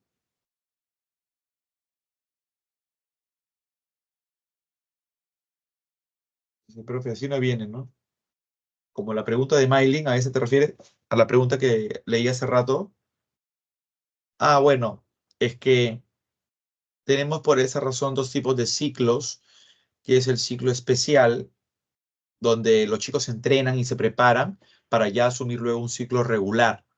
Hay chicos que soportan el ritmo de lo que significa estudiar tantos cursos a la semana con el regular y a un nivel mucho más analítico. Pero los que quieren un poquito entrar en la parte de la práctica, ir cargando información y ya también ya se van adiestrando, se van fogueando, ya sería en este caso entrar primero al ciclo especial, ¿no? Pero si ya tú estás decidido y tú apuestas por ti, vamos con todo, ya al regular. Pero es fuerte, por eso se necesita esta base. Así que no está mal que Maylin esté, pues, ¿no? En, teniendo esta base y los chicos también del integral, ¿no? Del especial, perdón. Oye, ¿Maylin está o se fue? Se fue, creo, ¿no? Y le acaba de dar la clave. Ya. Vamos a analizar, ajá, vamos a analizar ahorita esta primera pregunta. A ver, a ver, a ver, a ver.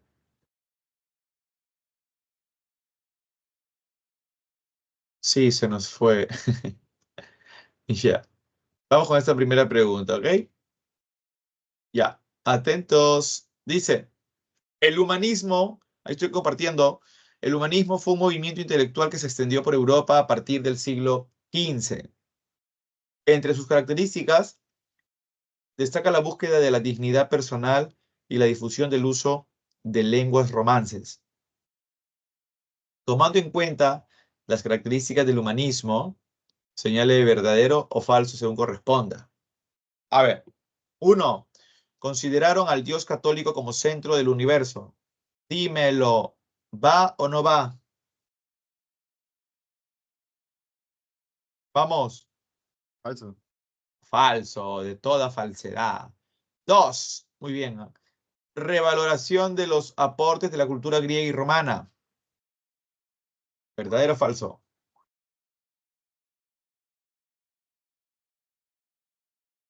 ¿Verdadero? Verdadero. El culto a lo clásico, el culto a Grecia y a Roma. Muy bien, ¿Es la B, verdadero. profe? A ver, vamos a ver. ¿Aceptaron la escolástica como principal pensamiento? ¿La aceptaron o la rechazaron? La rechazaron. Ah, muy bien, entonces Lo sería rechazaron. falso. Claro. Y cuatro, difundieron por Europa el pensamiento político laico. Claro, ¿no? Entonces, beso, sería B. Muy bien, ¿ah? Excelente, mi amiguito. Sería la clave beso. Falso, verdadero, falso, verdadero. A ver, no sé si alguien tiene por ahí alguna apreciación o duda para poder responderla antes de pasar a la segunda pregunta. Antes de pasar a la segunda pregunta. ¿Ninguna?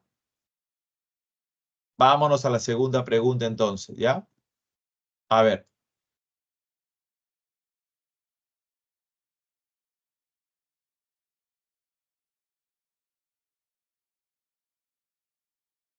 Ya. Dice. A ver.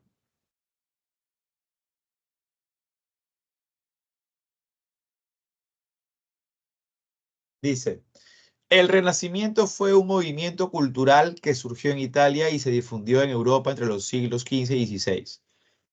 Ahí del 400 y 500, provocando profundas transformaciones en la vida intelectual, literaria y artística. Entre sus representantes más destacados se encuentran Leonardo da Vinci, Miguel Ángel Buonarroti y Sandro Botticelli, quienes realizan obras como la Gioconda, el David y el Nacimiento de Venus, respectivamente. Tomando en cuenta las características del Renacimiento, señale verdadero o falso. 1. Integra lo profano y religioso inspirado en lo clásico. ¿Verdadero o falso?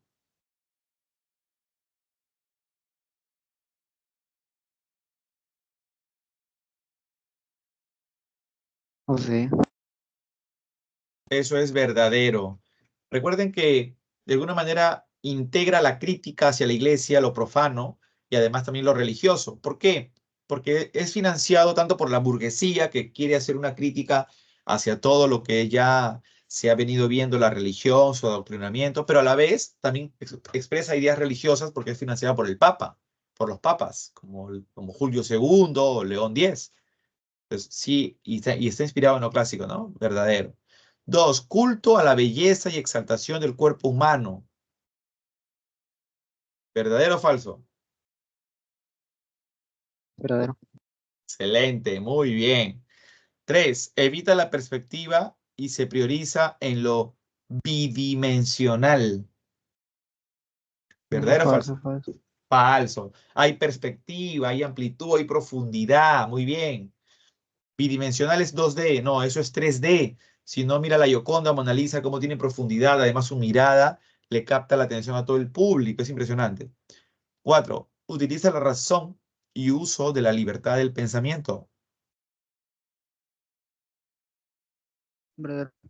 Muy bien, porque está basado en el humanismo.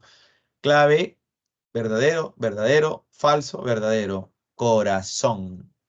Clave, corazón. Excelente, ¿ah? Bien ahí, mi amiguito.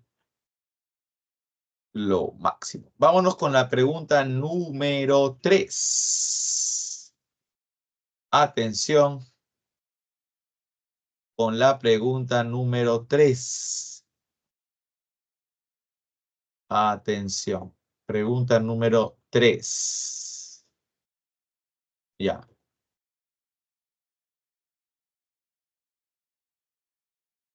A ver. Dice.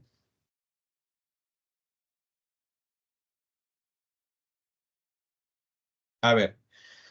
Debido a la reforma religiosa impulsada por Martín Lutero, los jerarcas de la Iglesia buscaron una renovación del catolicismo para enfrentar la expansión de la reforma protestante por Europa.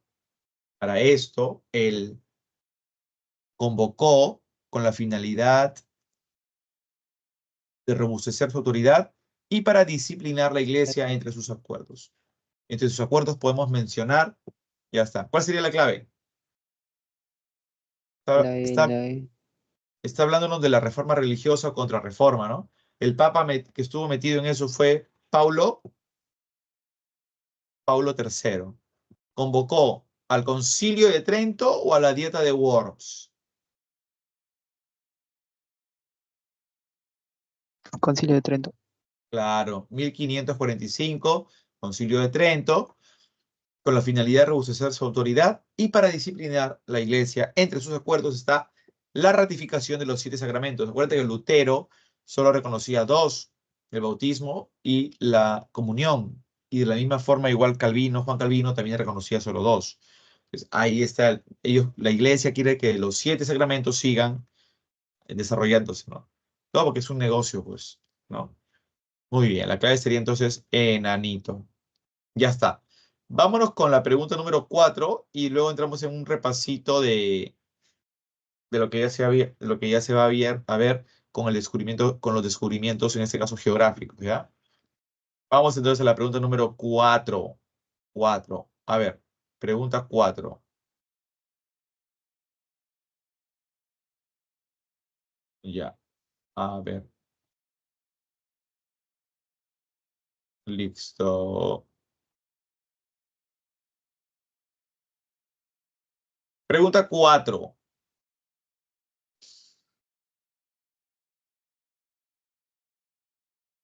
A ver, dice lo siguiente. Ya. Hacia el siglo XV, el centro del mundo para Europa era el Mediterráneo. Lo más conocido fue la zona de Oriente, por su continuo y fructífero comercio. Sin embargo, con la caída de Constantinopla se cortó la ruta comercial y ante este panorama Portugal y España iniciaron diversas exploraciones, logrando llegar a nuevos territorios. Entre las consecuencias, te preguntan culturales y sociales, no políticas y económicas, sino culturales y sociales que ocurrieron, podemos mencionar respectivamente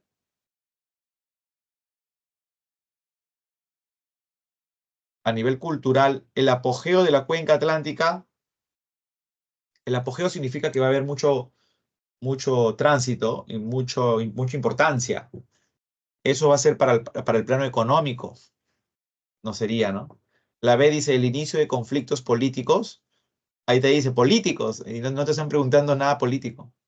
Nada. La C dice la expansión de la civilización europea occidental y el mestizaje y mestizaje con los aborígenes. Esa ya va, ¿no? Profe, La D, la profe, forma, cuando se refiere a Balcanes, ¿a qué países se refiere? los Balcanes están al sur de Europa, pero las guerras balcánicas se van a dar a finales del siglo XIX, en la paz armada. Estamos recontra lejos. Y luego la D dice la formación de los imperios coloniales, otra vez económica. Y la E, la consolidación de la burguesía, otra vez económica. Entonces la clave sería casa, casa. ¿Ya? Muy bien. Voy a hacer la explicación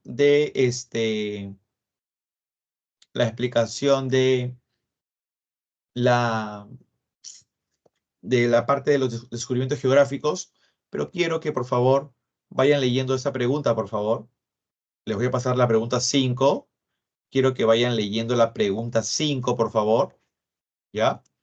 Ustedes me pueden dar su clave, yo ahorita lo voy a validar, pero primero quiero que ustedes la vayan leyendo. Solo denme un minuto, por favor. Voy a cerrar la ventana. Pero quiero que vayan leyendo la pregunta número 5. Acá se las voy a compartir. La pregunta 5.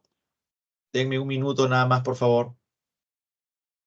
Pregunta 5. La van leyendo, por favor.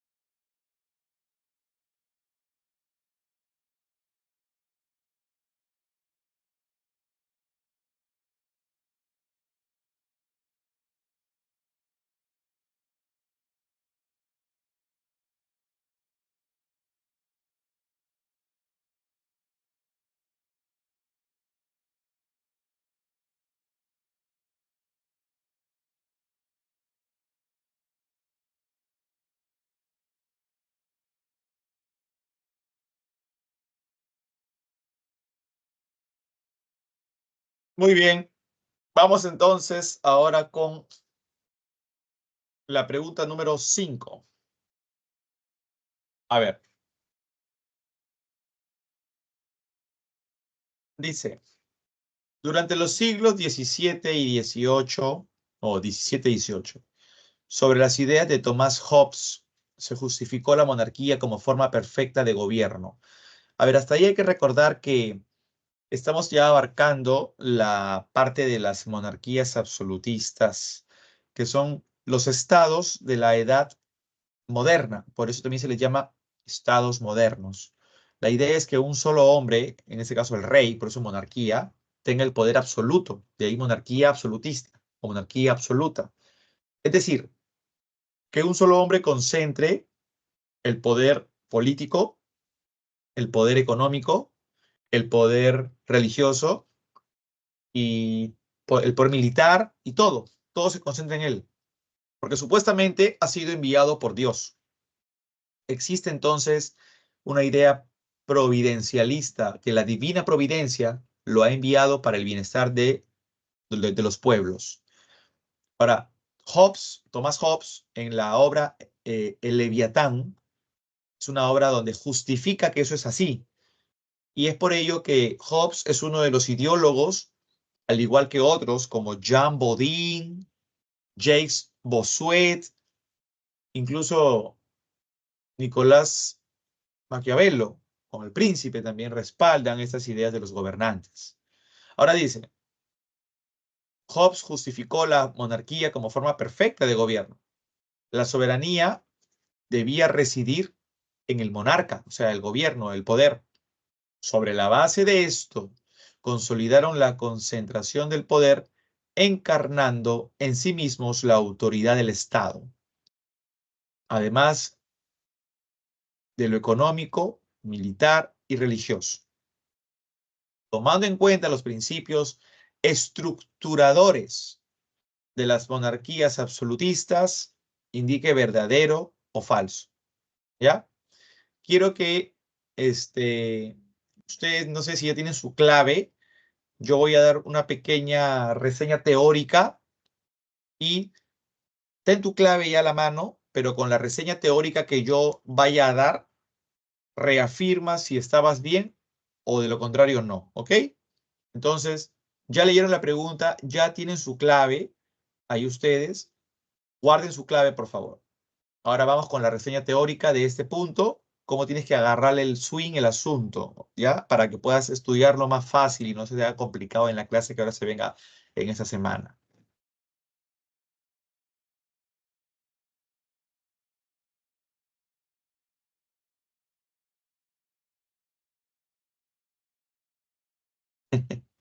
Ay, ¿qué pasó ahí con Uriel?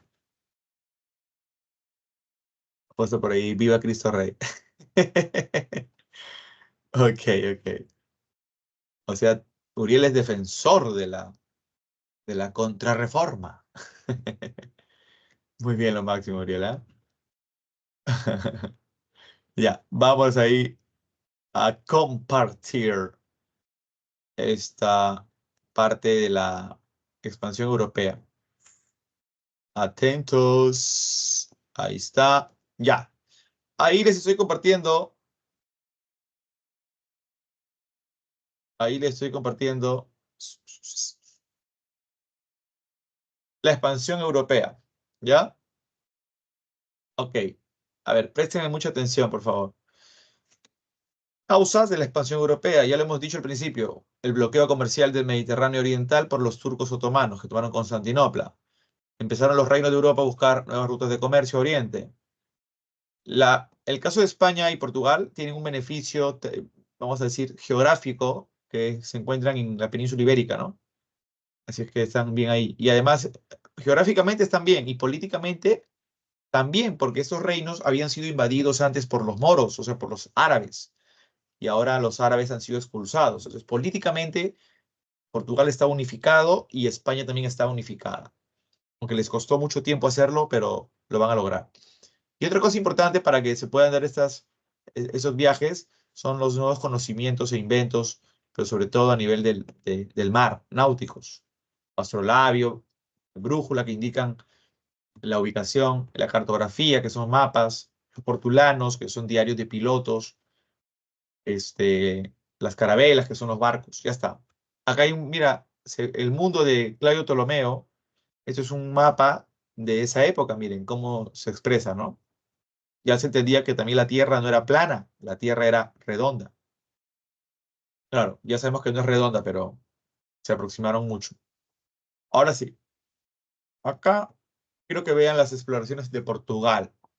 Recuerda que en Portugal se fundó la famosa Escuela Náutica de Sagres, creada por Enrique el Navegante, el que para este momento planteó llegar a la India bordeando el continente africano.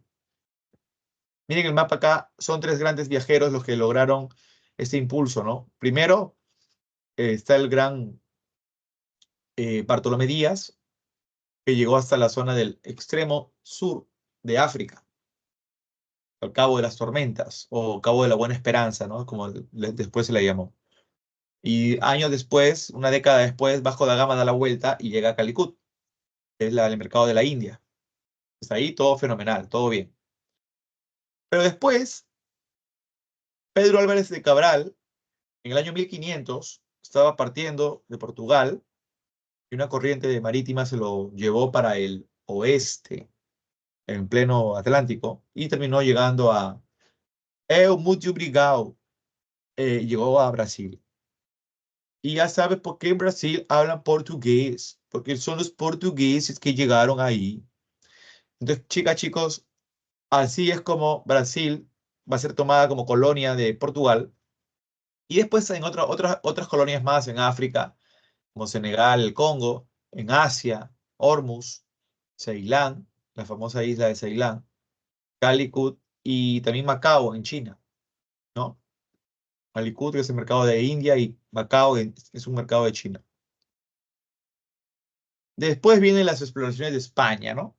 España, después de finalizar la expulsión de los árabes, de los moros, eh, al ganar la reconquista cristiana del territorio español, logran los reyes católicos impulsar esos viajes, dándole a Colón el permiso, que es la capitulación de Santa Fe.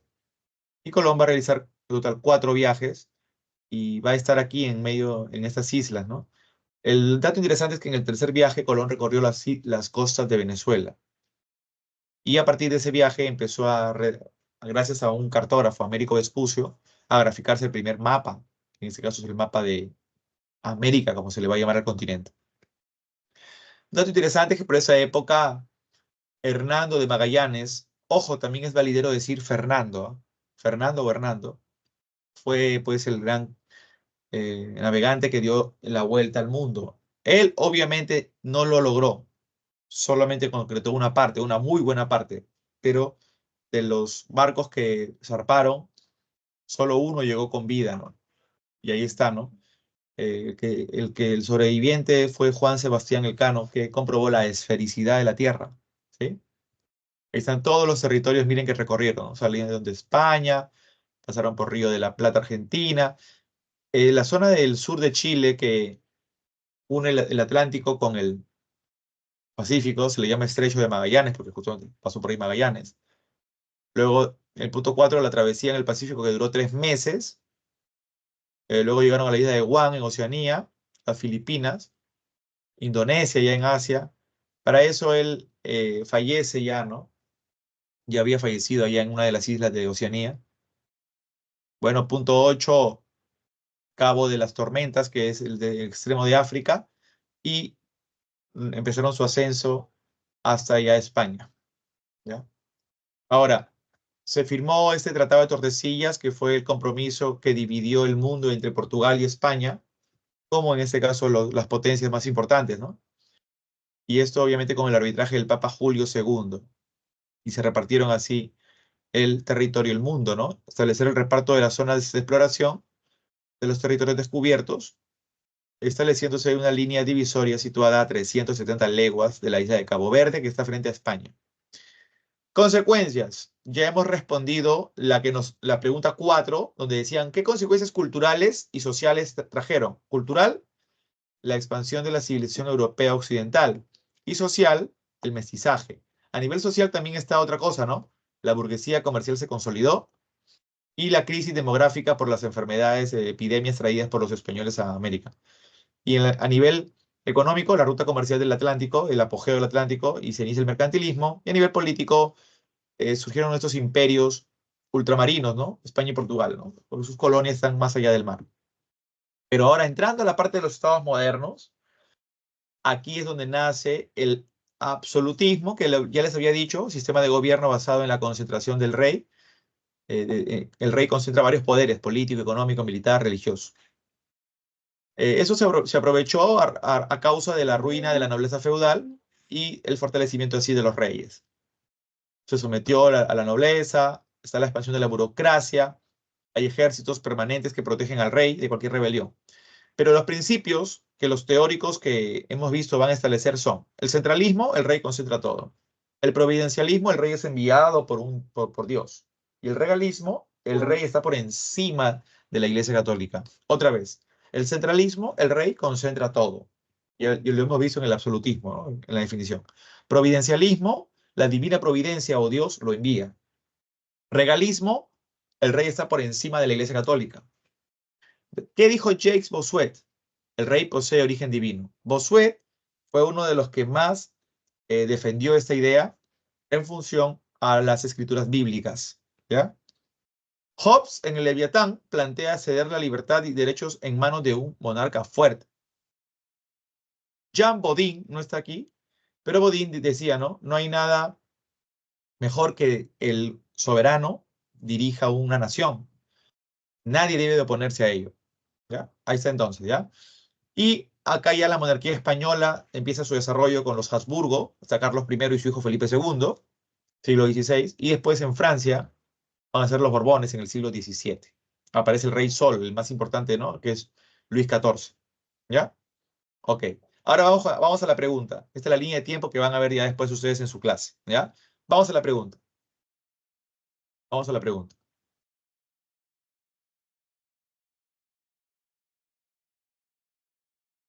A ver, la pregunta. ¿No?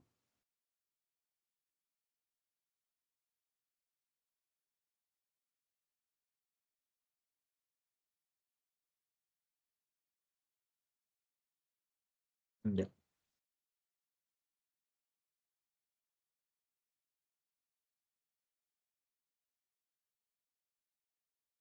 Ahí está la pregunta.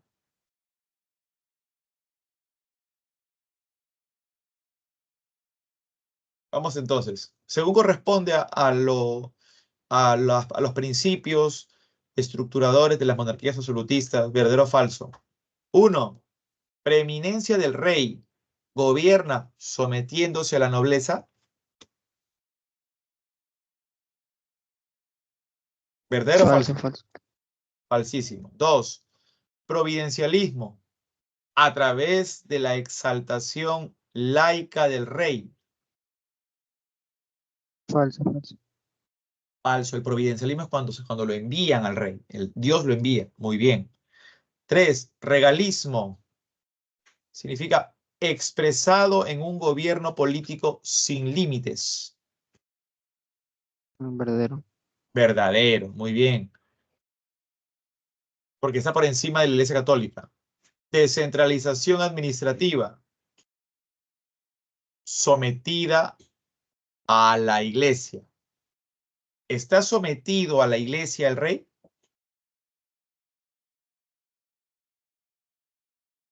¿Está sometido a la falso. Iglesia? Falso. Entonces, clarísimamente la clave sería falso, falso, verdadero, falso. ¿Alguna duda, chicas y chicos, respecto a esas preguntas que hemos tocado el día de hoy?